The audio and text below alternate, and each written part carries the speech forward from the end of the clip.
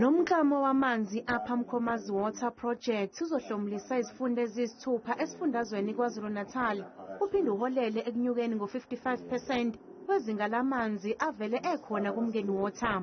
Mgungundlovu, Msundozi uzothola amanzi lapha. Yitheku lizothola amanzi la. Ugu lizothola amanzi la. Ilembe lizothola amanzi. Herigwala lizothola amanzi. Kulo leli damu, kuzibalanga edamu. Ukubambisana kwezinhlaka ezahlukene kuzosiza uqinisekiseni ukuqalwa kwalolu hlelo oluzohlinzeka ngamanzi ezinkulungwaneni zabantu. We have been talking about this for all these years, and today it's going to materialize. And it's materializing against all odds.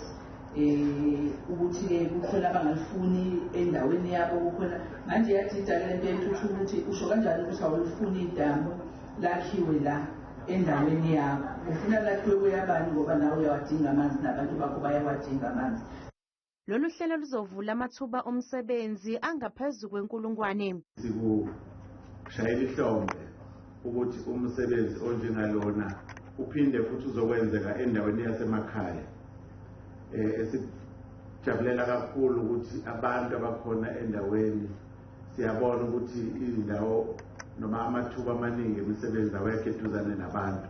Kufanele bazibahambe baye kothawini baye nakwezinye indawo ezikude ukuze bakwazi ukuthi bathole indlela yokuphila. Lapha-ke siyabona ukuthi bakhona abanye abazokwazi ukuthi basizakale.